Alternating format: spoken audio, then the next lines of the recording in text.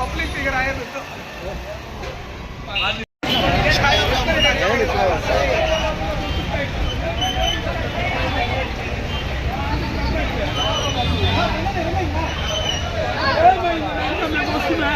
అంత ఎత్తుకోబోతా ఉన్నారు, చూసుకొని ఎవరు ఎత్తుకోబోతాడు? ఎవరు రంగారెడ్డి అడగల, రంగారెడ్డి అడగల, ఎవరు ఎత్తుకోబోయేది? మమ్మల్ని అడిగితే మేమేమి ఎత్తుకోరామా? మేమేమి ఎత్తుకోరామా?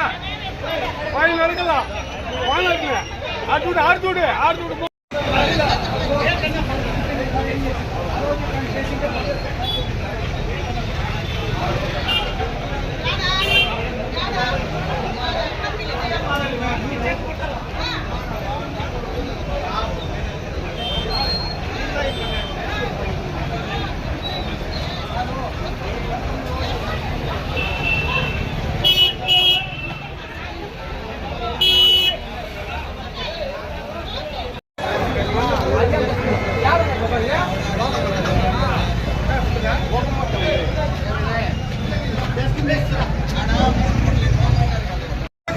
పంపి చేసినాడు ముందర ఏమీ లేదు, మేమేమి ఎత్తుకోలేదు. చూడు 10,000, 20,000 రూపాయలు సరుకులు లేవు.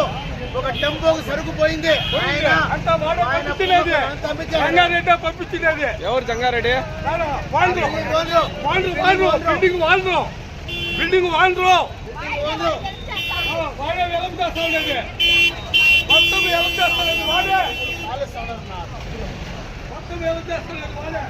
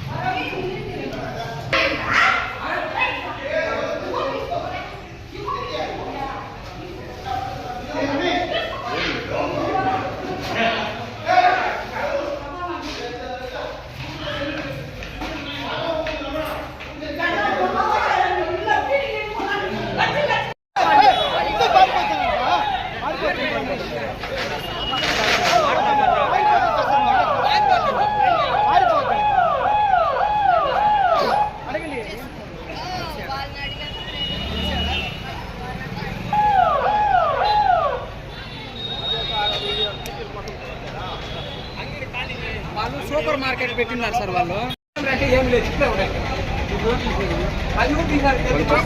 మాకు ఇప్పుడు రావటం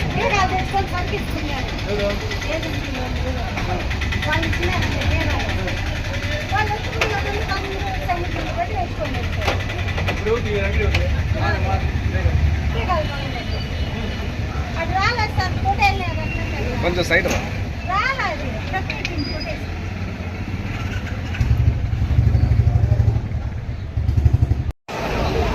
అంగడి ఎవరికో మూడో మనిషి చెప్పి ఒక టెంపో, ఒక మినీ టెంపో, 5 టన్నుల టెంపో సరుకులు వేసుకుని వెళ్ళిపోయినారు. ఇటు ఉండేది ఒక 1/2 టన్ను కూడా లేదు. వాళ్ళు ఎవరో పాపం వాళ్ళు కోట్లాది రూపాయలు ఉండోని ఎత్తుకున్నారు. నా దృష్టికి తెచ్చింది, దాని గురించి రమ్మన్నాను. వాళ్ళు ఏం చేశారంటే వాళ్ళ ఇబ్బంది వాళ్ళు పెట్టారు, వాళ్ళ కడుపులు వాళ్ళు కాలుతా ఉంది. కోట్లాది రూపాయలు, ఇది అంతా 10 లక్షలు లేదు, కోట్లాది రూపాయలు పోయింది. అవునా? వెంకట్రావు వాళ్ళు వచ్చినప్పుడు మీరు లేరు ఇక్కడ? అన్న వెంకట్రావు రాలేదు, వాళ్ళ భార్య వచ్చింది వెళ్ళిపోయింది. వెంకట్రావు రాలేదు. ఇది అంగడి ఉండింది, ఆయన ఒక టెంపోకి సరుకు వేసాడు. ఈ అంగడి బిల్డింగ్ ఓనరు రెడ్డి, ఆయన గోపాల్ రెడ్డి వెళ్తూనే సరుకు బిల్డింగ్ వేసాడు.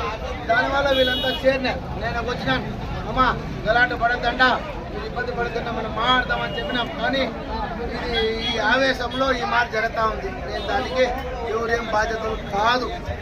వాళ్ళ కడుపులు వాళ్ళు ఎత్తుపోయినది 1 కేజీ, ఒక మూట బియ్యము, కోట్లాది రూపాయలు పోయినాయి డబ్బులు. అది అధికారులు తెలుసుకోవాలి. అధికారి